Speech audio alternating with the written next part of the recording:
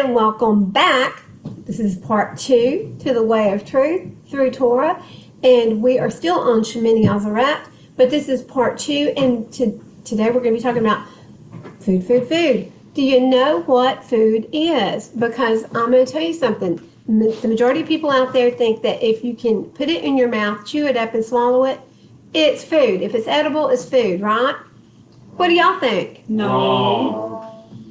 That was like overwhelmingly against putting anything in your mouth and chewing it up and swallowing it. So we're going to read. Oh, wait. He said everything he blessed. We're going to go into those verses. Okay, good. So guys, yes. The first thing we're going to tackle is Acts 10. So let's just go ahead and go there. Or it's Acts 10 or Acts 1. I think it's 10. Before we even start the Torah portion, we're going to be in chapter 11 of Leviticus.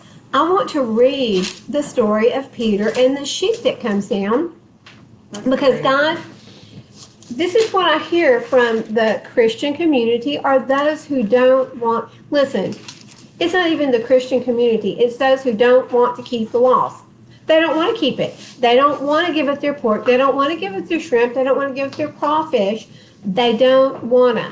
And what they don't want to do, they're going to back by saying, he came and he abolished the laws. That's not for us. It was for the Jews. Well, we are going to disprove that it was just for the Jewish tribe because, first of all, everyone that received the laws, even before they crossed the Jordan River, how many tribes were there? How many?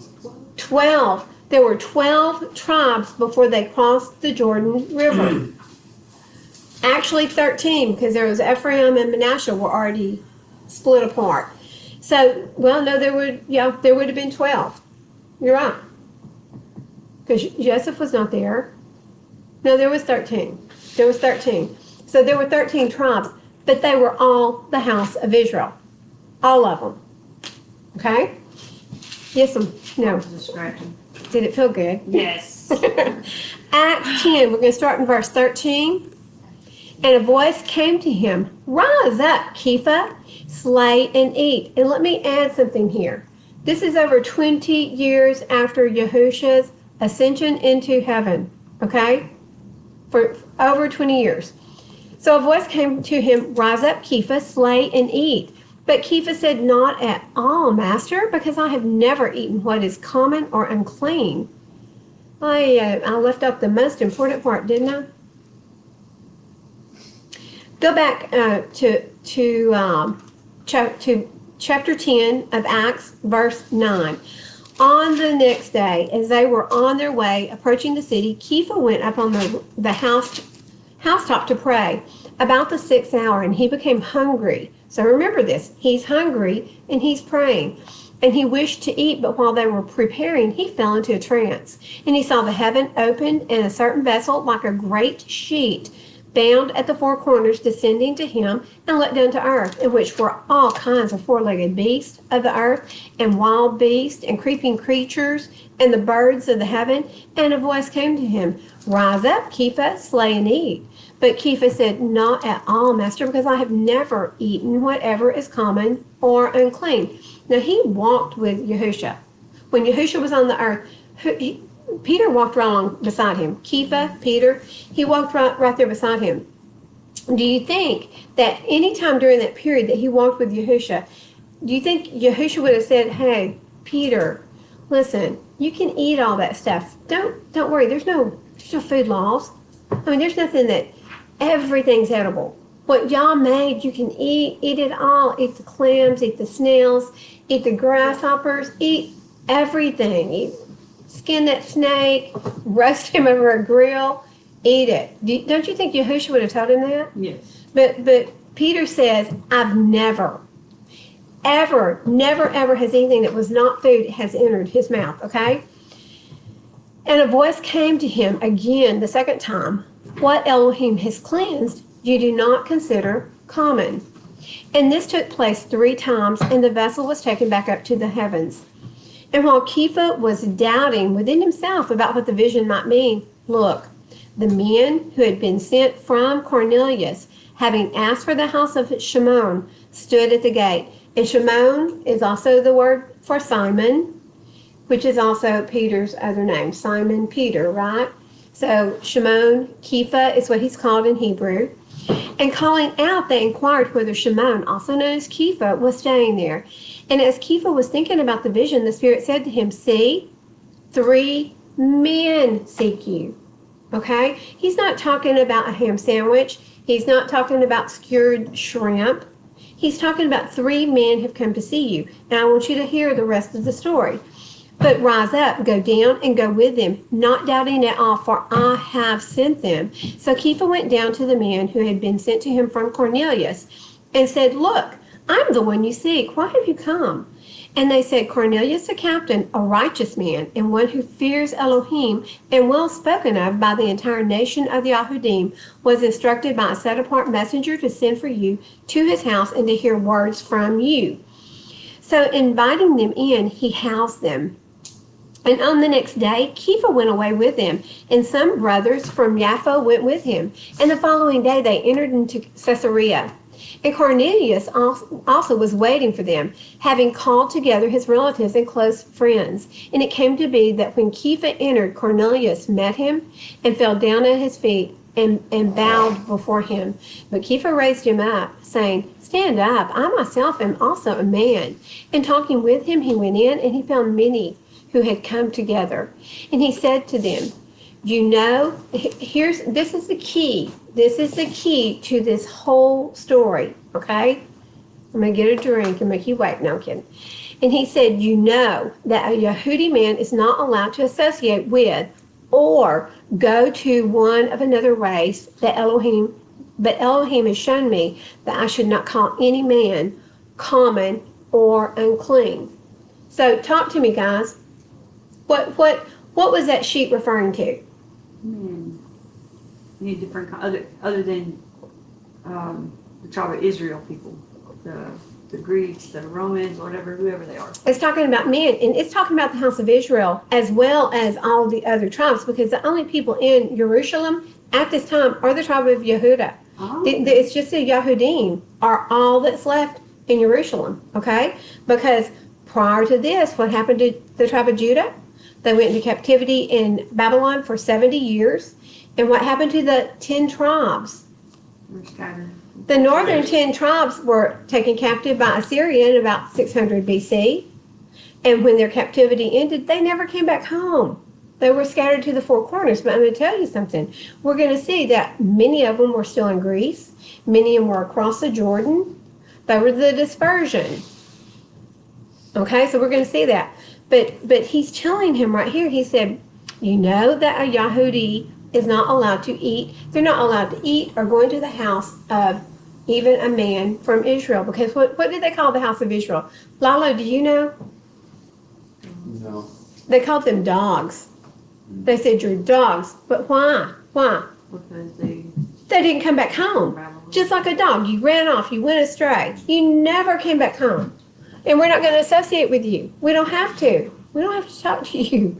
They really placed themselves above the house of Israel. They really did.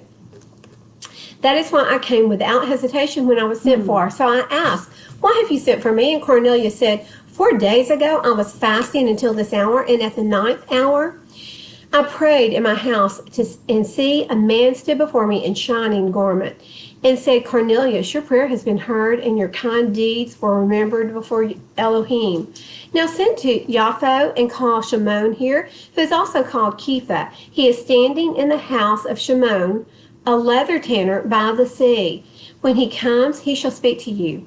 And so I sent immediately for you, and you have done well to come. And now we are all present before Elohim to hear all that you have been commanded by Elohim. And opening his mouth, Kepha said, truly, I see that Elohim shows no partiality.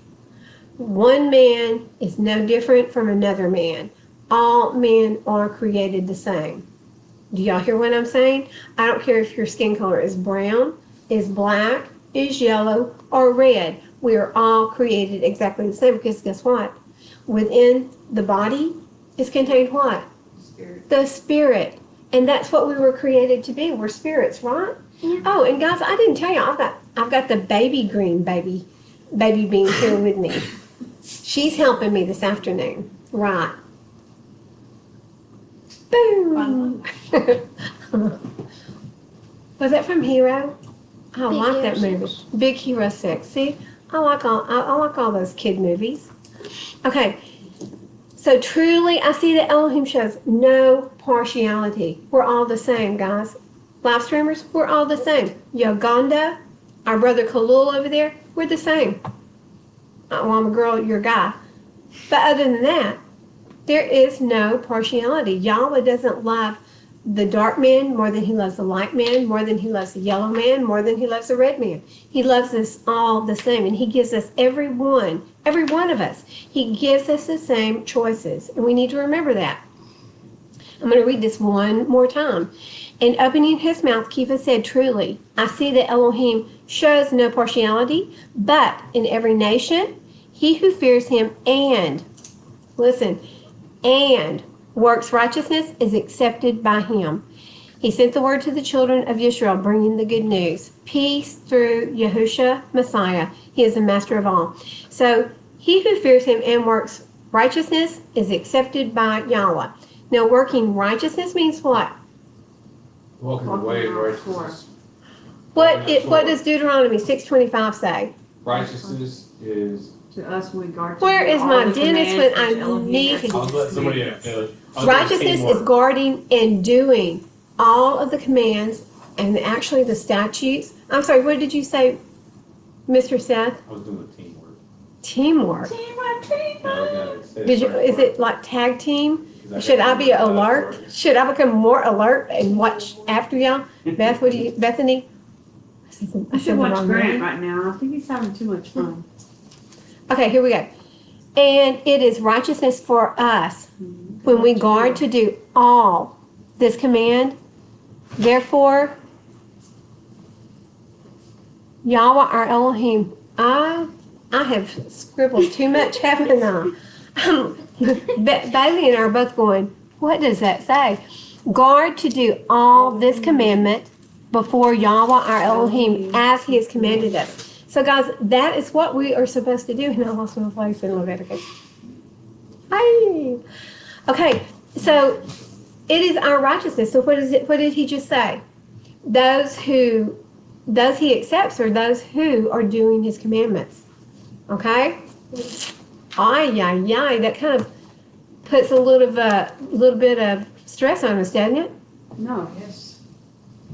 Well, a lot of the live streamers it will. Oh, I know. Because then on us it doesn't, because we are striving to do all of his commandments. That is our joy, it's our pleasure, it's our protection, it's what we do. But guys, I'm going to tell you something. We're talking about the food laws today.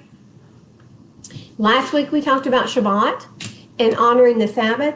If you can't keep the Sabbath, if you cannot control yourself enough to honor Shabbat from sundown on Friday night till sundown on Saturday, and if you can't control yourself enough to stop eating the pork and the shrimp and the crawfish and the crabs and the catfish, if you can't control yourself any more than that, then you're probably right, and you probably cannot keep the commandments. I'm just going to say it. I'm tired of light tap-footing around and saying, oh, we can't say. Listen, you got to do it all.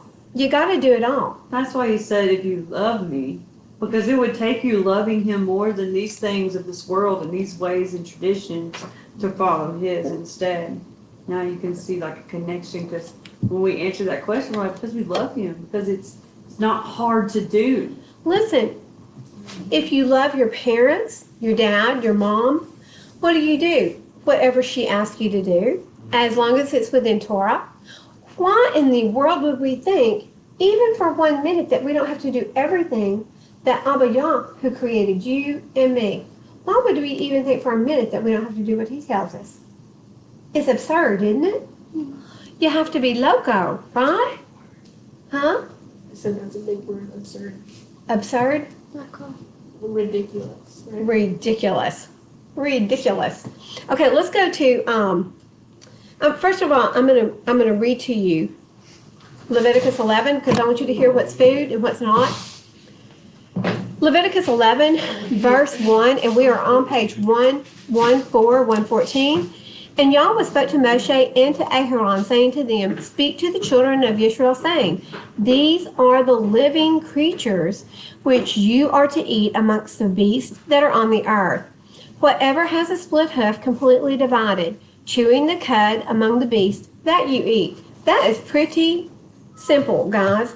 He's saying, the things that you eat, I feel my phone going up, but I don't see it. There it is. He's saying, of the beasts that you eat, if the hoof is split, like a goat, like a cow, like a deer, like a sheep, like what else? A giraffe. A giraffe has a split hoof. Everything that has a split hoof and what? Choose the cud. Regurgitates. It has more than one stomach, so it regurgitates the food and it chews it and it recycles it through the next stomach, right? So anything that does both of these items, you can eat. An oxen. Can you eat a horse? No. No horses. Dang it. Can you so listen, guys, it's really simple. Check the hooves and then watch to see, are they chewing the cud? That's what you eat. That's what is food. He said, only these do you not eat amongst those that chew the cud or those that have a split hoof. The camel, because it chews the cud, but it does not have a split hoof, is unclean. And the rabbit, because it chews the cud, but it does not have a split hoof, it is unclean to you. And the hare, because it chews the cud, but does not have a split hoof, it's unclean. Now, I'm pretty old, but I thought a hare and a rabbit were the same thing. You too? Well, she's pretty young, and she thought it too, so. Well, it's not. It's not? What's the difference? I'm just kidding. Male? I do not Hares are know. bigger than What's the rabbits. difference? A bunny and a You're from rabbit? Arkansas, you would know. Well, you think we're covered in rabbits? What's the difference between a bunny and a rabbit? I think it's a rabbit. Their first name It's is called Bunny. a The bunny. last Bunny name rabbit. Oh, I had a bunny rabbit. Okay, look, a hare probably lays eggs, and a And rabbit guys now? and dies them, That is and so a rabbit weird. doesn't. What? I just looked it up. It says hares tend to be larger than rabbits with I was longer right. back legs and longer ears. Oh, so there's long ears. It's a floppy-eared bunny. Here's the difference. It's a This giant is a bunny. rabbit and this is a hare. Oh, so the hare looks like he can stand up and walk. It looks like a sitting down dog or something. It does. Okay, Oh my god. can I show? Looks like a sitting down Wait. dog. The difference is the dimension, the size of it. Okay. Oh, the Yes. hind legs. Whoops. Yeah, they're sitting And up the straight. front legs are bigger. Okay, so the one right here is a hare. That is a little, whoops. That's a little bunny rabbit. Can I have a hair? Here, I'll give you one of mine. No, I'm kidding. Okay, let's go forward. And here we get to the part that nobody wants to follow the rules, Oink, guys. oink. And the pig. What? That was good. Do it again. That's why I have her up here for the sound effects. The pig, though it has a split hoof, completely divided, yet it does not chew the cud. It is what? Unclean. It's unclean to you. Their flesh you do not eat, and their carcass you do not touch. They are, Unclean to you. that's right. These you do eat of all that are in the waters. So now we're going from land to waters, to lakes, to seas, to oceans, to rivers, to creeks. Anyone that has fins and scales in the waters, in the seas or in the rivers, that you do eat. So the rules for it is they have to have scales and they have to have fins. So an eel, could you eat an eel? No. Could you eat a shark? No. Could you eat salmon? Yes. Yes. How about bass? Yes. Crappie? One of my favorite fishes. Catfish? No. What? What, the No. bottom dweller? It is a Shrimp? it is a bottom feeder. So shrimp doesn't have a scale. It probably is like a whole scale, but Yeah. it has no fins. It's a roach. It is a roach. Listen, guys, the things that he says you do not eat are things that clean the water. One of our friends, Whitney, was here one day, and she said, it's 1,000 wonders, as many shrimp as we pull from the ocean, that the oceans aren't completely polluted and destroyed. And when she said that, I was like, oh my goodness. Yahuah put the shrimp, he put the lobsters, he put the oysters all in the waters to clean and purify it. And what are we doing? We're like, oh no, we have to eat it. And we put out nets and we pull them out. And we put out all these things to grow oysters. I used to live, and I had an oyster, April Sound oyster reef was right in front of my house. And they would go out and harvest the oysters to Did you see eat. that picture on Facebook where they had the 2 fish tanks? And it said that the water was taken from the same time and place, but this one had oysters in it. And the water was bright and see-through, and the other water was disgusting. And so it's showing what the oysters take out of the water and put into their bodies that you eat. Okay, so that tells us 2 things right there. Our waters are becoming polluted, and I think is it in Australia that the Great Barrier Reef is beginning to die, probably because of the pollutants in the water, because we're eating the filters. Guys, we're idiots. I mean, we're all idiots. I used to be just as bad. I ate snails. I ate Made my weight. I ate And escargot. crawfish and I ate, shrimp. yes, crawfish, shrimp. Squid, Lilo back there is going, alligators, yeah, all of it. all of it. Everything that they ate in China, I'd eat. I mean, didn't bother me. For over 20 years, I've been not eating that stuff. And do I miss it? No, not even a little bit. So don't tell me you can't give up your pork. Don't tell me when you got grease, sliding down your face, dripping off your chin from eating the greasy, slimy pig. It is like, listen, you might as well shoot a buzzard out of the air, stick a apple in its mouth and roast it on a pit. It's the same thing as a pig. They eat everything. I'm gonna open They're the vulture cleaners. truck. Trash. They clean trash up. Thank you, Bailey. Okay, I'm gonna keep going. She's fired up. A vulture truck? But all that have no fins and scales in the seas and in the rivers, all that move in the waters, or any living being which are in the waters, they are what? Clean. Okay, Abomination. they're not just unclean. They're an abomination to you. What is an abomination? Something that you abhor, that you hate, isn't it? Well, would you look it up, Bethany? Look Are you up gonna the go to that verse where he talks about? yes. Okay. So they are an abomination to you. Of their flesh you do not eat, and their carcass you abominate. Isn't that You are to interesting? abominate it. He mentions flesh, and every gas station and store, anywhere you go, has pigskins all in Oh. it. Everybody loves chicharrones. I've never cared for pigskins, but there you go. I love pigskins. I miss it. I just can't eat. Yes, but it's weird that says the skin of the pig, and people eat them all the time. Yeah. Okay, let's go to the air. Yes, An abomination is a thing that causes disgust or hatred. Oh. A feeling of hatred. Okay, so you are to have a feeling of hatred towards them, a feeling of total disgust. Like, that disgusts me. The fact that you would even think of eating pork. Listen, I can smell bacon cooking now, and it makes me sick. It turns my stomach upside down to even smell it cooking anywhere. So, and the same thing with the seafoods. Okay, let's go to the birds. And all that happens, Okay, 13. And these you do abominate among the birds. They are not eaten. They are an abomination. So we don't eat the eagle, we don't eat the vulture, and we don't eat the black vulture. And the hawk and the falcon after its kind. Every raven after its kind. And the ostrich and the nighthawk and the seagull and the hawk after its kind. And the little owl and the fisher owl and the great owl. And the white owl and the pelican and the carrion vulture and the stork, the heron, and the hoopoe, and the bat.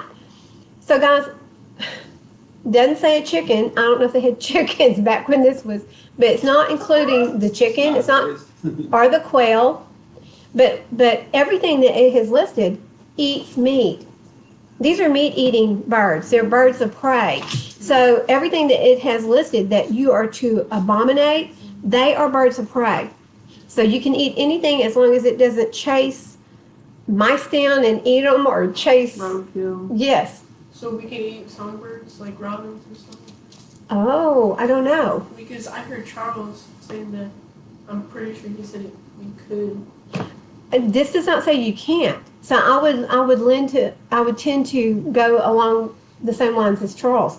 I would tend to say yes, but I'm like, don't eat my songbirds.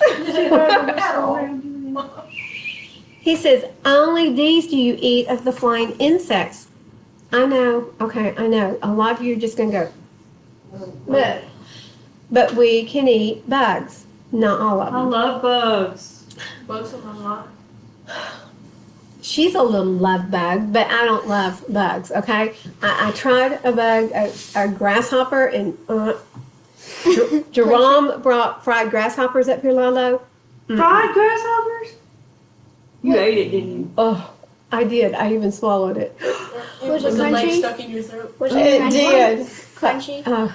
I don't want to remember any of that. Let's not talk about it. Only these you to eat of every flying insect that creeps on all fours, those which have jointed legs above their feet with which to leap the earth. So you're going to have to get a hold of that insect and really inspect its legs, okay?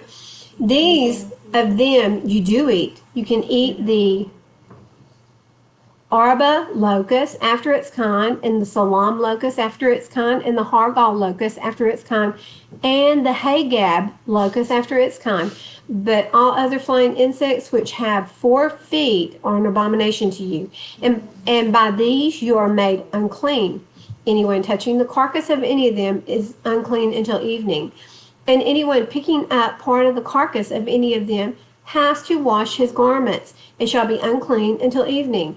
Every beast that has a split hoof, not completely divided, or does not chew the cud is unclean to you. Anyone who touches their carcass is unclean. This has got to be, if we have live streamers sitting out there listening to us right now, and I don't know that we do, but if we do, and if you're listening to it later, we're going to have a lot of people going, what? We've got a lot of hog hunters out there. You kill a hog, you touch its carcass, you're unclean. Oops. And whatever goes on its paws among all the creatures that go on all fours, those are unclean to you. So no eating cats and dogs, guys. Their carcass is unclean until evening, and he who picks up their carcass has to wash his garments. It shall be unclean until evening. They are unclean to you. And these are unclean to you among the creeping creatures that creep on the earth, the mole, the mouse, and the tortoise after its kind, the gecko, the land crocodile, the sand reptile, and the sand lizard, and the chameleon. These are unclean to you among all that creep. Anyone who touches them when they are dead becomes unclean until evening. Yes, sir. You seen turtles we can eat? No, you Same do thing. not eat turtles. You do not eat crocodiles. You do not eat. I'm wondering about gar. Gar do have some gar and All the gars have scales. Do they have the appropriate fins? I would say they do. It's a very white, sweet meat. So I would say yes. So you could eat a gar, but you can't. And I'm not saying go get a gar and eat it. We need to make sure, huh? Don't eat its eggs. They're poison. And don't eat the gar eggs because Grant says they will make you sick. And whatever among them, and whatever any of them in its dead state falls upon becomes unclean, whether it's any wooden object. And so we're fixing to get into things that make your food unclean. I'm going to skip over because I don't want to lose any of you on any of this because we're fixing to go to some other verses. Verse 44. Start at 43, and we're still in chapter 11, and I want to make a comment. In verse 42, where it says stomach, that is the very center of the Torah. Isn't it interesting that the stomach makes it the very center of the Torah? Yes, ma'am. When you are unclean, does that mean you're unclean until evening? Does that mean like you're sinning? No. So unclean means that you couldn't enter into the temple. Oh. That verse So- is the center of the Torah? That word, stomach, is the very center of the Torah. That word. The word stomach, and I find that very interesting. So your belly is the center of the Torah. Honey is made by bees. How interesting what we take in. Yes, it's pretty important. 43. Do not make yourselves abominable with any swarming creature. The one swarming, do not make yourselves unclean with them, lest you be defiled by them. For I am Yahweh your Elohim, and you shall set yourselves apart, and you shall be set apart, for I am set apart. And do not defile yourselves with any swarming creatures, the one creeping on the earth. For I am Yahweh, who is bringing you up out of the land of Mitzrayim, to be your Elohim, and you shall be set apart, for I am set apart. Guys, listen, we are to be set apart as our Father, Abba Yah, is set apart, right? We're not to be any different. Hey, Greg This had a is, question. okay, Yes, you do. He wanted to know about, like, it says in 42, whatever crawls on its stomachs and whatever goes on all fours and whatever has any feet and swarming creatures. He's thinking of bees and he's thinking of honey. Does uh-huh, that mean honey would be unclean? That's in the Targums. It No. says the bee is unclean, but the honey is not. yeah, Correct. Right. Because he talks about honey. because they eat honey. I mean, even John, And he put Joking that on lot of the stuff, immerser. ate the honey in the desert and locusts. I mean, he lived off of honey and locusts. And that's why it says the Torah is a sweet, the honey cinnamon. Oh, that's right. Well, and listen, guys, you know what's really cool, and Lila probably knows more about this than we do, but as they're teaching, as the parent is teaching their children the Torah, they serve them honey because they teach them that the law is sweet to your existence. It's sweet to your life. It brings life to your body. How are we taught about the law? That it's wicked. It's done away with. That it's done away. You can't keep those You laws. can't do that to me. Oh, Lilo, here we are talking about creatures, and you got crickets back there. I was like, do y'all hear crickets? I was like, I where? thought it's a frog. Oh, it's frogs. Can't eat frogs either, guys. Sorry, no frog legs. Okay, this is the Torah of the beast. So it's the what? What does Torah mean? Instructions. This is the instruction of the beast and the birds and every living being, the creeping creature in the waters, and of everything that swarms on the earth. And listen, if it's instructions from Yah, then it means that a lot of people are in trouble if he's telling you what to keep you from being abominable to him.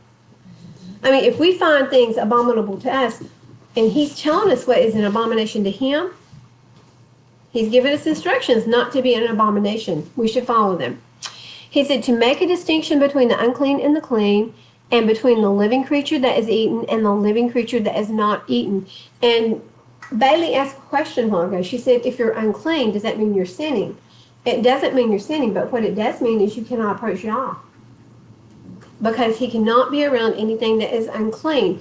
And unclean would be tamei, clean would be tahor.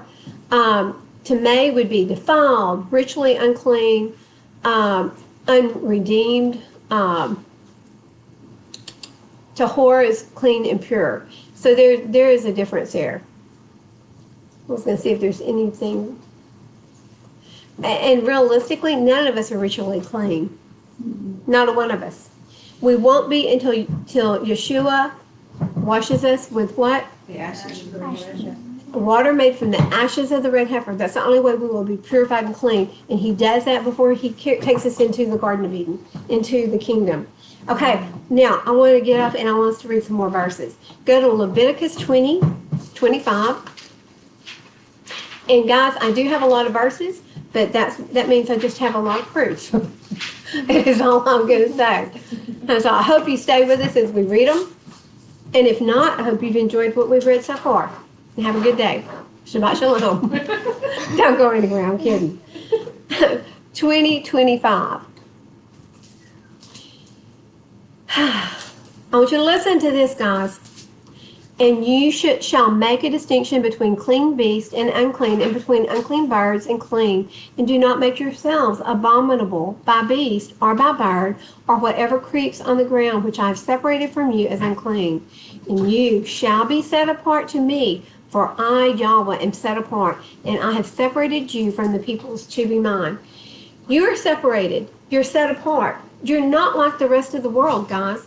You're unique. What else are you? You're peculiar. You're so peculiar. Peculiar? Peculiar. That's close enough. We are his peculiar children.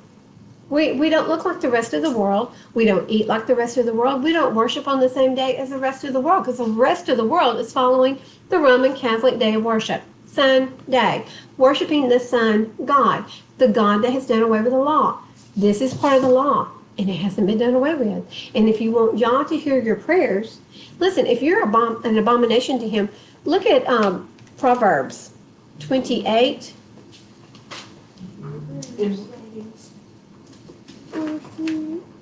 Proverbs 28, verse 9. Are you ready?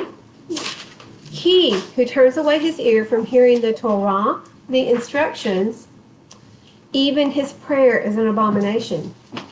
That makes me want to weep to think that even my prayer, if I do something that makes me unclean, or if I ignore his Torah, his instructions, my prayer is going to be abominable. He's going to find my prayer disgusting.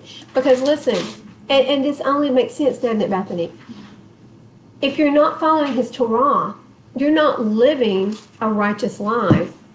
And so anything you ask for is probably going to be very much out of line with his will. It just stands to reason. So whenever he says, do not make yourself abominable, that means do not make yourself be hated by God. That's right. Or disgusting. Or He looks disgusting. on us and he thinks we're disgusting. That's right. We're Listen, just like these unclean people. even your prayers disgusting. I'm not saying that to you, but that's what you say. In Proverbs, it tells us. Folly. Gosh, right on the live stream. Tell everyone. Hang my laundry out there. Okay. But how many times do you hear people saying, I just keep praying and praying and praying, and he's not answering me, or... I wonder why. Yes. Okay, I'm going to give you this one. Yes, ma'am. And Bethany, I'm going to give you this one. So these are the Targums. Can you catch? Mm-hmm. We're going to see.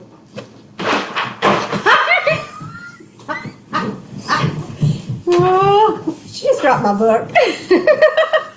She was doing this. Okay. Okay, we are going to Isaiah, and this is going to be in your Targum, Bethany. Isaiah 66:15. I want you to go through as I'm reading and see if you find anything that is strikingly different from what the scriptures is saying. So I'm going to Isaiah 66. I love that chapter. I mean, I do All of too. Isaiah. Listen, I love Isaiah 56. Oh, yeah. 56. Isaiah 66 is where we're going.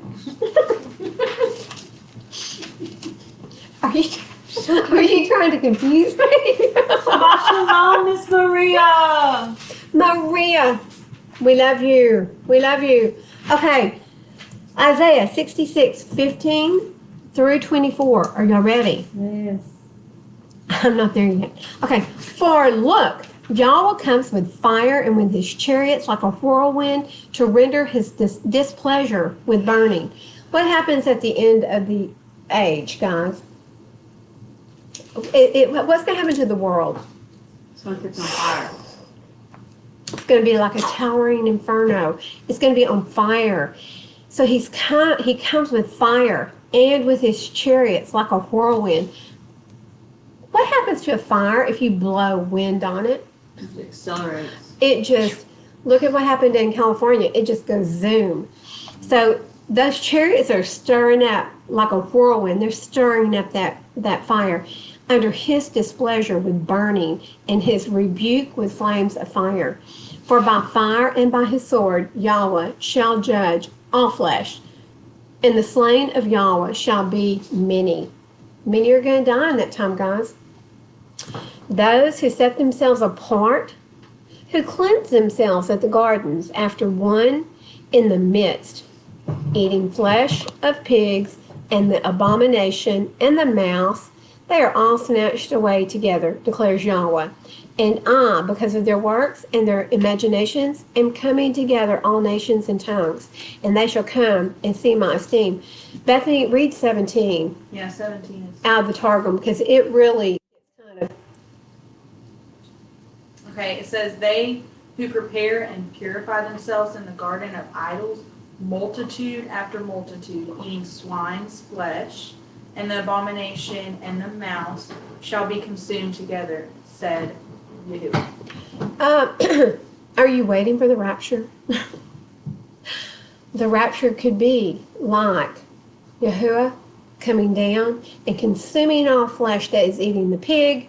That may be their rapture. That may be their taking away. It's not the rapture you think you're waiting for, guys. There is no rapture. There is no rapture in scriptures except for the rapture of the righteous, and that will happen on the day of his wrath. That's one day. That's the last day. It's not a coincidence, too, that he says it not because of their works. Remember after that, in that same sentence. And I, because of their works, and look what else, their imaginations. Oh, I think I'm a god today. Yeah. What do you feel like? You feel like a zebra? I'm a frog. She's a I'm a frog. helicopter. Ribbit. And listen, if you want to argue with her, she will sue you. That's where we I'm are. vaccinated. I didn't say it. So guys, listen. Today, you can be anything you want to be, and everyone has to then call you that. I've never seen such absurdity in my whole entire life. You It's call them. them, it, They, you, whatever. Okay, so their imaginations, I am coming together all nations and tongues, and they shall come and see my esteem. How far did I say? Oh, let me keep going. And I shall set a sign among them, and shall send some of those who escape to the nations, Tarshish and Pul and Lud, who draw the bow, and Tubal and Yawan, the coastlands afar off, who have not heard my report, nor seen my esteem, and they shall declare my esteem among the nations. And they shall bring all your brothers as an offering to Yahuah out of the nations, on horses and in chariots and in litters, on mules and on camels, to my set-apart mountain, Yerushalayim. This is the second Exodus, guys. It's the second Exodus when we all go back. We go back to his set-apart mountain. He said, to my set-apart mountain, Yerushalayim, declares Yahuah, as the children of Israel bring an offering in a clean vessel into the house of Yahuah.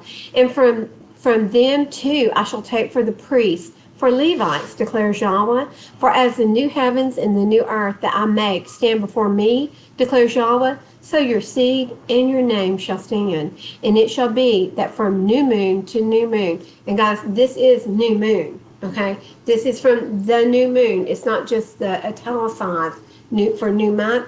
This is from new moon to new moon, and from Shabbat to Shabbat. To me, this kind of nullifies the fact that they say that the new moon and the full moon are on Sabbath. That's a rotating Sabbath. You move it to wherever you think it needs to be for the moon. A lunar Sabbath is what those Sabbath keepers. That completely does away with you work 6 days, the seventh day you rest, right? So it's talking about from new moon to new moon and from Sabbath to Sabbath. All flesh shall come and worship before me, declares Yahuah. And they shall go forth and look upon the corpses of the men who have transgressed against me, for their worm shall not die, and their fire shall not be quenched, and they shall be repulsive to all flesh. Now, is this, let me look at Revelation 21. This sounds like millennial time, before the bad actually go before the good. We all go before the throne and get cast into the listen, I'm going to read this. This is not what I was looking for, but I'm going to read it.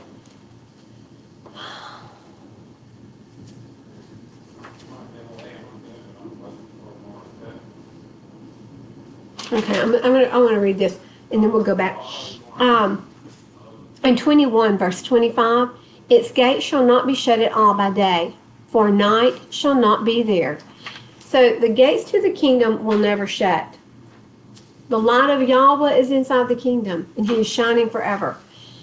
They shall bring the esteem and the appreciation of the nations into it, and there shall by no means, I want you to hear what I'm about to read, there will by no means enter into it whatever is unclean, neither anyone doing abomination and falsehood, but only those who are written in the Lamb's book of life.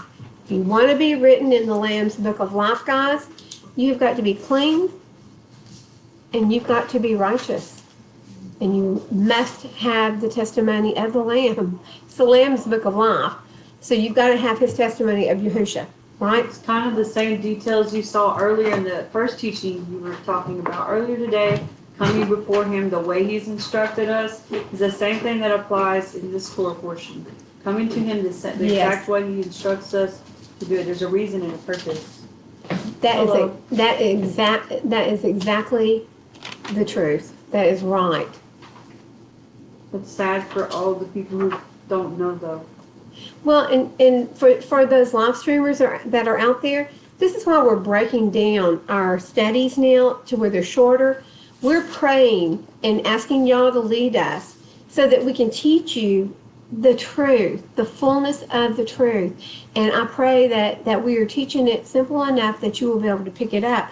Because truly, most of what we study is very difficult to understand unless you've been through the scriptures, read through your Bible from the front of it all the way to the end 2 or 3 times at least.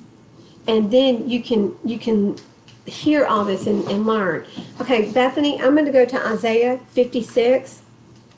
Actually, I'm going to read Jeremiah 4 first.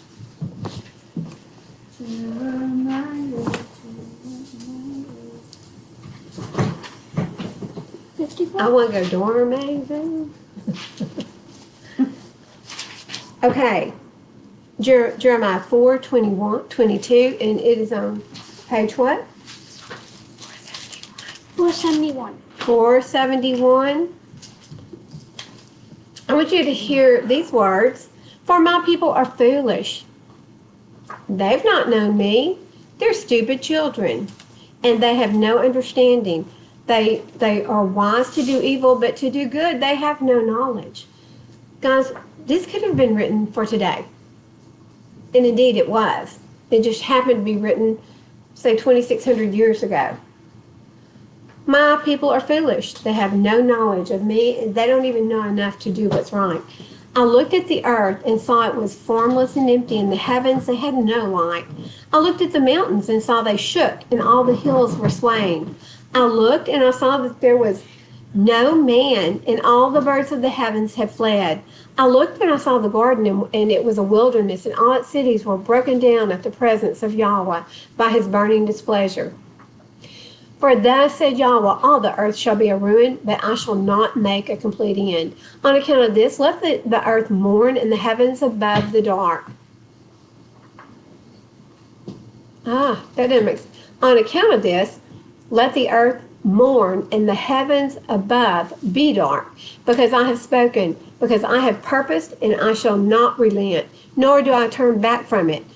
Bethany, if you see anything in the Targum that you think is in Isaiah 56, if you see any, no, excuse me, we're not there. I was just kidding. All the city is fleeing from the noise of the horsemen and bowmen. They shall go into bushes and climb up on the rocks. All the city is forsaken, and no one is dwelling in it. So all the cities are going to be empty, guys. And when you are ravished, what would you do? Though you put on crimson, though you adorn yourself with ornaments of gold, though you enlarge your eyes with paint, you beautify yourself in vain. Your lovers despise you, and they seek your life. They want to kill you. For I have heard a voice as of a woman in labor, the distress of her who brings forth her first child, the voice of the daughter of Zion. She bewails herself. She spreads out her hands, saying, Woe to me, for my being faints because of killers. Diligently search the streets of Jerusalem, and please look and know and seek in her open places if you find a man. Is there anyone doing right ruling? Guys, this is in Jerusalem. This is in Jerusalem. Search for one man. Is there even one man doing righteousness, doing right ruling, seeking the truth? Then I shall pardon her. For one man, he will pardon the whole city of Jerusalem. One righteous man. Yes, sir. Is this been teaching in the other temples, like other religions? I mean, it's pretty important what we. You're very right, Lilo. It's not being taught, because how do you teach something that you're telling the people that it's been done away with? Are you talking about in synagogues, like Jewish synagogues? No, I'm talking about, let's say, other temples and religions? I mean, I've never been. They are not teaching. They're not teaching this.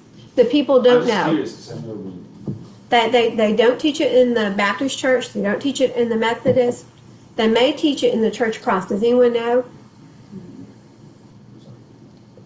I've been told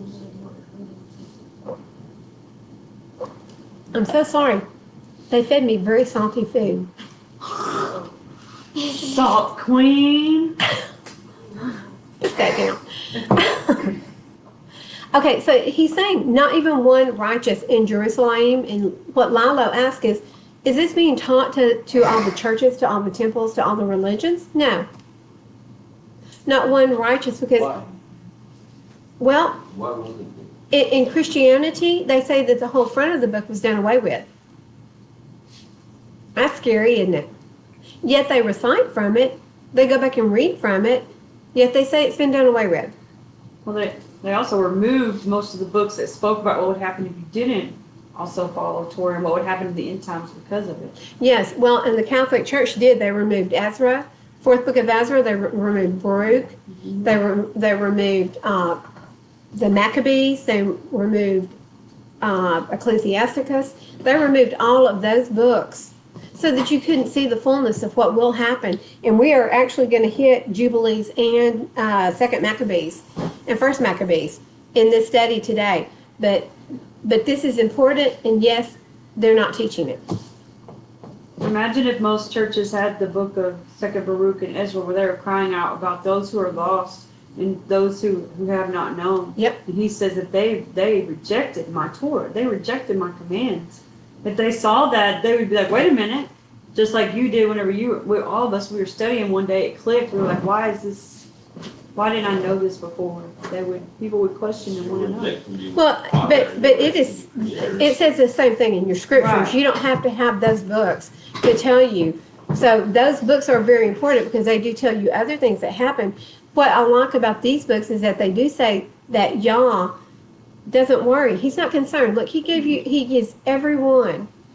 What did we just read? He shows no partiality.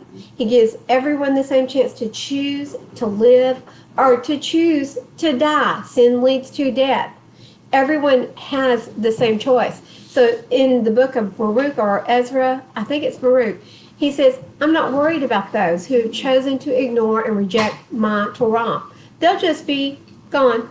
He said we won't either. They'll be tossed into the fire and they'll be gone. Mm-hmm.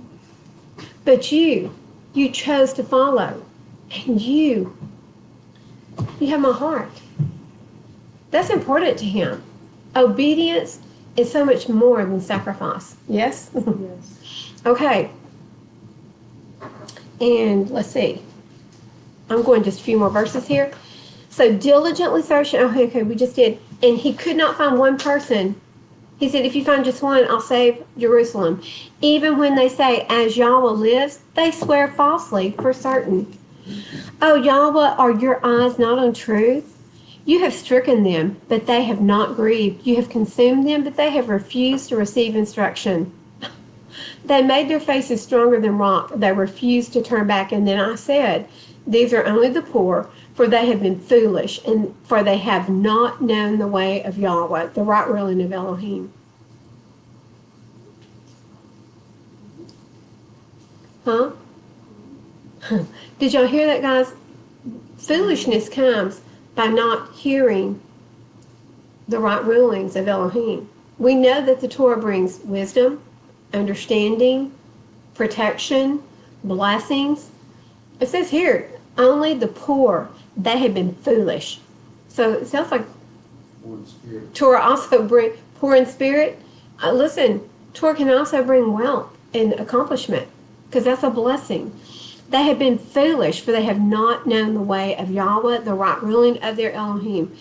Let me go to the great men and speak to them, for they have not known the way of Yahuah, the right ruling of their Elohim. But these have altogether broken the yoke and torn off the bonds. How frightening. Okay, now we're going to Isaiah, Miss Priss. Isaiah 56. And Lilo, is it Isaiah 53 that was not taught in synagogues? The what in front of me?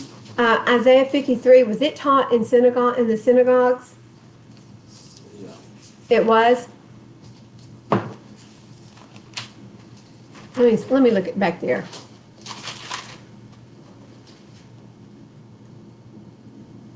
Yes, I think it is 53, because 53 is all about Yeshua. And when If it's you, about Yeshua, no, but the synagogue. sir? If it's about Yeshua, they don't talk about in the synagogue. Yes, it is. It says, who has believed our Isaiah report? 53? Isaiah 53. Well, that's not where we're reading. We're actually reading in 56. I was just curious. Okay, I'm going to read Isaiah 56, and it's on page 458 in the scriptures. Are you ready? Thus said Yahuah, guard right ruling and do righteousness, for near is my deliverance to come and my righteousness to be revealed.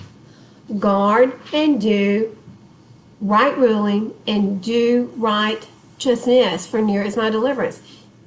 This one says, thus says Yahuah, keep ye judgment and do justice, for my salvation is near to come. Wow. So listen, guys. Right ruling is just. Yeah, Yes. judgment. Righteousness is just. Yep. It is fair. It is right. Blessed is the man who does this, and the son of man who becomes strong in it, guarding the Sabbath, lest he profane it, and guarding his hand from doing evil. Did you say anything different? It says the same thing, but it says guard my Sabbath from polluting it. From profaning it, That would be the same thing. Making I just it like how dirty. says pollute. pollute, that Doing sounds what you dirtier, want on doesn't it? Sabbath Yes. as opposed to what the Father wants That's you to do. exactly right.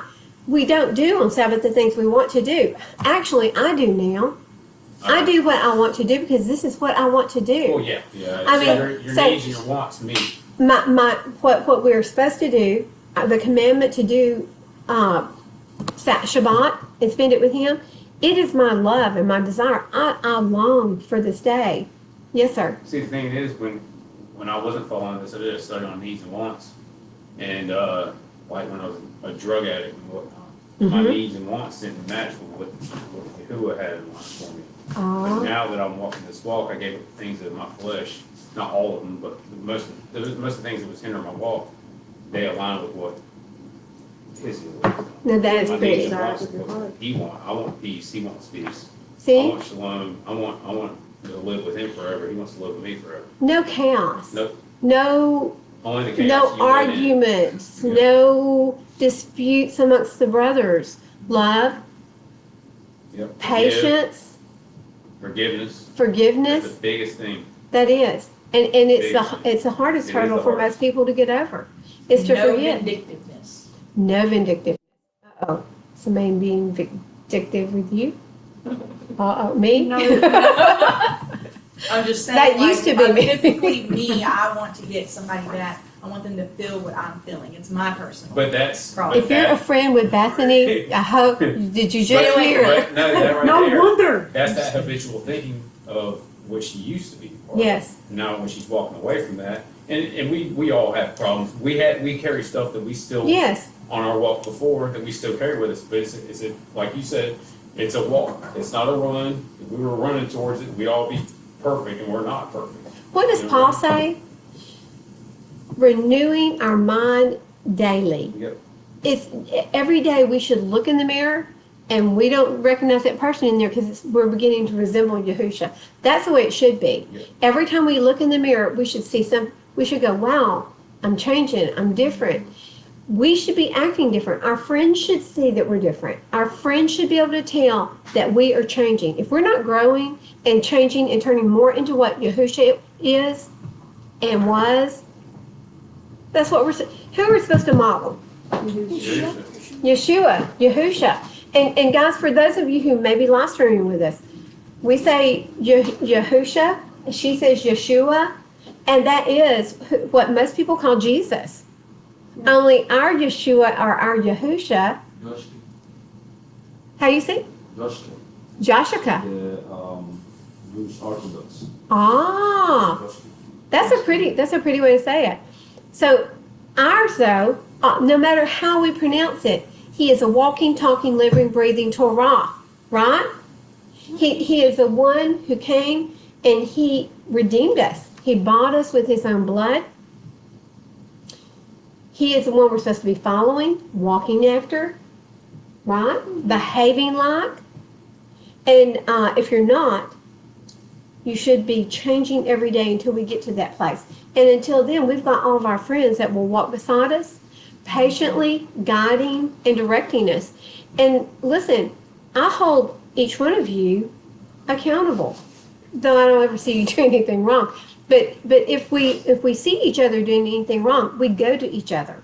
That's the way a brother or a sister do. We go and one-on-one first. You go and, hey, Seth, I heard you say a word out there in the shop that was not appropriate. You talking about yesterday. And then I lied about it. 2 witnesses. Yeah, so we give them the chance to lie to us to our face, and then you I go. didn't say the HR. I said, heck. She said, now you're gonna lie? And she called me out in front of everybody. And I love you for that. Thank you. I love you too. So, but that's what we do, and you do the same thing to me. No. I'm just joking. Yes, I did. Yes. I heard you say those words too. Yes. See. No, but we and if it's not in that moment did of time of their outburst, where we're supposed to come to one another and say, hey, I just saw you. We all, never, this is the thing. Nobody's perfect. We have to know our things in our minds and say, and not say, okay, I'm not trying to judge you. We're not trying to judge each other. No. We're trying to help each other. Yeah. We're on this walk together. We can't We're- get offended. Yes. If I see you limping, I'm going to come and help you walk. Yep. If I see you fall down, I'm going to come pick you up. If you see me fall down, you better come running. I'll get a We're wheelbarrow. not. Well, and I think it's They true to don't look. love me If very you hear, much. if I hear Seth say a word he heard one time, if I hear Seth continually, then I'm gonna be like, brother, Yeah. every single day that ends in Y, I've heard you say another word that ends with T or something. Mm-hmm. You know, those are things that repeatedly those. More than you. Not like a whoopsie. Yeah. I'm not gonna be like every whoopsie. By the way, psh, psh, psh. But if I see that change in him or the way he acts or his Yes. character, then I'm like, brother, you've said that word. This is just a example. But that is a good point. If we see the same behavior again and again and again, then it has become a habit Yes. for that person, and they need to be told. And they listen. I believe that everyone in this room loves each other enough that if anyone came to any of us, we would be, you are so right, and I wasn't seeing that. But I also pray that y'all will show us each our walk and where we're stumbling and where we're not walking straight each and every day. Yes, sir. The good way to see is to do it. So if you have a problem with me or she has a problem with me and I get defensive, oh, I'm not doing that. It's pride. Ooh, She Yeah. told me that. wow. Kind of like that time you came and you Sure. told me to take it to y'all, and I didn't for a while. And you're like, you still didn't take it to y'all, did you? And I was like, no, I didn't yet. What she just did was scary. It was, I don't remember what it was I'm that telling day. you right now, pride is my biggest deal. Yeah. Even having this walk, even having being on this walk, pride is the biggest deal because Satan comes right in and says, hey man, you know more of these people. Or Yeah. not even that, oh, you read the Torah, or oh, you're special. I haven't read the whole Bible yet. That's what I say to humble myself. Well, I'm- Satan was prideful. Yep. Yep. He's Listen. there. That's the It doesn't matter if you've gone through it 15 times. Doesn't matter. You still don't know the word. Nope. We will not know it all. It is, The fullness until we reach. I think, what is it that the Jewish, the Jewish teaching is like, it's like 40 layers deep, on the Torah.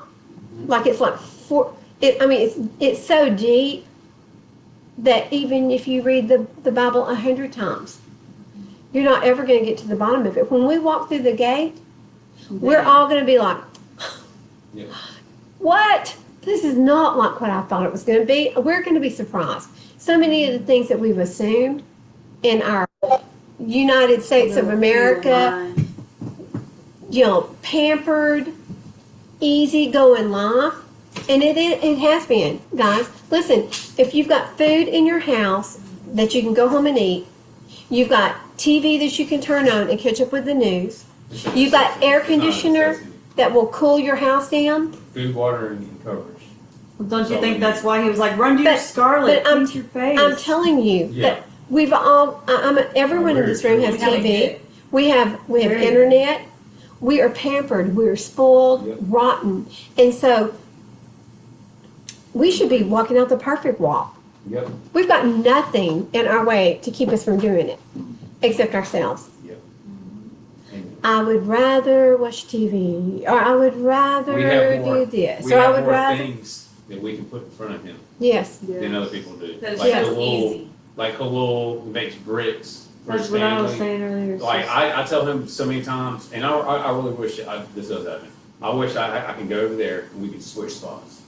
You know what I'm saying? How cool would that be? For me to go do what he does and him coming in, I mean, just to see what they have to go through, it'll make you more grateful for Yes. what you do have. I'm not saying that having TV and all these accessories are grateful, but we're a lot, like she said, we're a lot pampered than We're other societies. we're soft and smushy. Mm-hmm. We're not muscled up and ready for this race. Mentally, You just we call me are. Fluffy? Huh?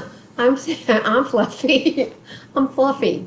I'm fluffy. We fluffy. There ain't no Fluffy. You not You ain't fluffy. got no Fluffy. Hey, You not fluffy. Oh, look at that it's totally off. fluff. Off subject of the fluffiness. But you were saying, like, we'll know the things that we didn't know here. Didn't he teach Enoch all these things? Like, or who was it? Enoch? He took yes. Enoch went up. But yeah, and he saw how everything. Yes. And like, That- can you imagine like seeing how why trees are made and all this stuff? Yes. And like, that's We're- cool. seeing the gates that the stars come out and the moon comes out and knowing the names. I mean, John named every single star because they're what? Angels. His angels. They're messengers. They're angels. Cherubim. They're what? Isn't the name Cherubim. Cherubim? No, the cherubim are actually scary. Marks? They're scary. But the stars are just the angels. The cherubim are they're really guardians. Like I think there's a cherubim. Or the ark. Isn't that funny how they make them out like little babies with wings? Huh. You remember? That's baby Tammuz. They were in all the, I can't remember that lady's name. They were in everybody's bathrooms for like. I've got some really scary pictures popping up here. all these scary- Okay, so the cherubim are guarding. There's a cherubim with a swinging sword guarding the gate into the Garden of Eden. Okay, see, that's a cherubim. They are scary. They are tough. You don't want to meet them in the dark alley if you've been bad. Okay, remember when Adam and Yahuah, they were like, "Oh, he's gonna kill us," and they died. Didn't they like pass out and die? And the word had to come revive them. I love that story. I love the book of Adam and Yahuah. Okay, I've got to finish. Y'all haven't even let me get very far. Okay, Rabbi Trails. Isaiah 56, verse 2. Blessed is the man who does this, and the Son of Man who becomes strong in it, guarding the Sabbath lest he profane it, and guarding his hand from doing any evil. And let not the son of a foreigner who has joined himself to Yahuah speak, saying, Yahuah has certainly separated me from his people. Okay, I just said, don't let the foreigner say that Yahuah has separated me from his people. We're all one. Did we not read earlier that Yahuah said there is no partiality? Okay, so hear the words again. Let not the son of the foreigner who has joined himself to Yahuah speak, saying, Yahuah has certainly separated me from his people. Nor let the eunuch say, look, I'm a dry tree. Now, a eunuch is a man who he cannot have children. So he may feel like a dried up tree, right? He's been surgically fixed so he can't have children, right? Lila's Yes. giving me a Yes. look back there. Yes. Okay. For thus said Yahuah to the eunuchs who guard my Sabbath, to the eunuchs, to the ones who are saying, I'm a dried up tree, I can't even reproduce. But they're guarding my Sabbath and have chosen what pleases me and are holding onto my covenant. Do you hear what y'all's saying? This is something that I'm like, wow, look at that eunuch. Look at that guy. He's guarding my Sabbath. He's chosen what pleases me and makes me happy, and he's holding on to my covenant. To them I shall give in my house and within my walls a place and a name better than that of sons and daughters. I give them an everlasting name that is not cut off. Guys, that is amazing. That's to the foreigner and to the eunuch. So you're holding on to the covenant. What are all these beeps? Discord. I'm blaming Valerie. How do we stop it? You can always turn off the notifications. Okay. Garage. No, not right now. It's not me. Okay. It's actually me. I know, I'm joking. Well, bye. Well, bye, what is it called? Felicia. Bye, Felicia. Bye, Felicia. Listen, Linda. Listen, You don't Linda, even know listen. Linda. Linda, listen. Lalo. No respect. I get no respect around here. Listen. Also, the sons of the foreigner, the Nakor, who join themselves to Yahuah to serve him and to love the name of Yahuah, to be his servants, all who guard the Sabbath and not profane it and are holding on to my covenant, them I shall bring into my set apart mountain and let them rejoice in my house of prayer. Their ascending offerings and their slaughterings are accepted on my slaughter place. For my house is called a house of prayer for all the peoples. All. It doesn't say anything about the Jews. It doesn't say anything about the 12 tribes of Israel. It says all the peoples. And guys, listen. Back up here, who love the name of Yahuah. 95% of the people out there don't even know the name of our Father. They call him God. They call him Lord. They call him anything but Yahuah or Yahweh. They don't know his name. So his name is so holy. It should be Yahuah. It should be like a breath in and out. Okay. So those foreigners, those eunuchs, who all feel like they are far apart, if they're guarding and doing, holding fast to the Sabbath, loving the name of Yahuah, and if they have the testimony of Yahushua, they will be on his set apart mountain, in his house of prayer. The Master Yahuah, who gathers the outcast of Israel, declares, I gather still others to him besides those who are gathered to him. And that's in John 10:16. You want to pull that up for me? John 10:16. All you beasts in the field come to devour, all you beasts in the forest. His watchmen are blind, all of them. They have not known. All of them are dumb dogs, unable to bark, dreaming, lying down, loving to slumber. A lazy dog, right? And the dogs have a strong appetite. They never have enough, and they are shepherds. They have not known understanding. All of them look to their own way, everyone for his own gain from his own end, saying, Come, let me bring wine and fill ourselves with strong drink, and tomorrow shall be as today, even much greater. We're going to do even less tomorrow than we're doing today. Yes? John 10:16. And other sheep I have which are not of this fold, I have to bring them as well. And they shall hear my voice, and there shall be one flock, one shepherd. One flock. From all the sheep, he says, I have other sheep outside of the sheep that I already have in my fold. I have to bring them as well. All of us. And what do we make? We make one flock. What did Shaul say? And we were going to get into this in our Who Are We series. But Shaul says there's one new man. Shaul, Paul, went to the dispersed. He went to those who were outcast. He went to those who had been thrown out, captured by Assyria, and scattered. That scattered seed, he went to them. And he told them, there's supposed to be one new man. The one who has the testimony of Yahushua and the one who has the testimony of Moshe, the law of Moshe, combined. That's the one new man, guys. That's y'all. All y'all. In this room, that's all of us. We hold to the commandments of Moshe. And are any of them hard? Are any of them difficult, Bailey? No. They aren't too hard to keep. Are they to you, Lilo? No. I haven't found one that is impossible to keep. I don't know what these preachers are talking about by, oh, well, that's too hard for anyone to keep. Just show me one commandment that is too hard for anyone to keep. That if it's too hard to keep, then it's because your selfish desires are getting in the way of keeping it. This is idolatry. Flesh. Idolatry, flesh. Let's go to 1 Corinthians. Let's do it. I wanted to read 11 of Isaiah in here. Please. Targums, it says, "They are greedy dogs. They know not how to be satisfied. They are evildoers. They know not how to become wise. All of them go their own way to rob the treasures of Israel." Did you hear? Okay, so this is the Targum. It was the Aramaic version of the Tanakh.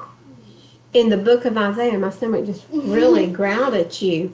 Did you make it mad? Probably this verse to rob the treasures of Israel. So Israel, you better be on guard. They come in for your treasures because they're lazy and they don't want to do what's right.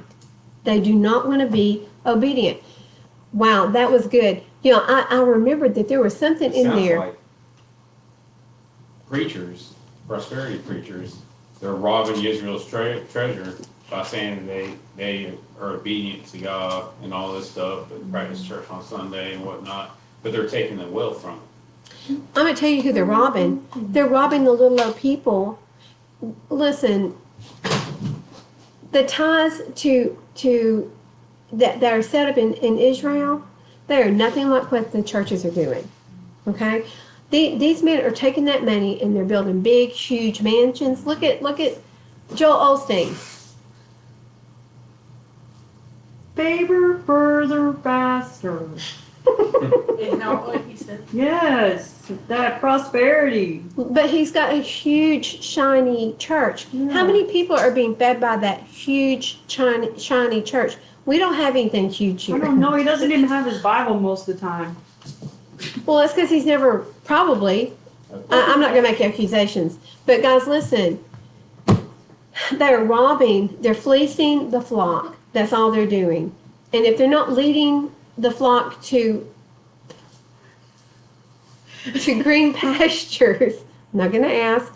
If they're not leading the flock to tall green grass to eat out of and fresh water to drink, Nourishing. if they're not giving them nourishment, they're fleecing the flock.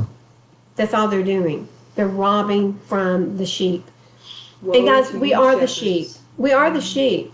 Yahushua said he came only for the lost sheep of the house of Israel. And when we get into who are we? Who are we?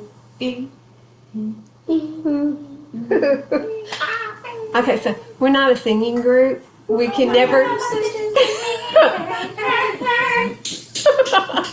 We're not a singing family. See, do you hear what? I tried to send them off on a. No.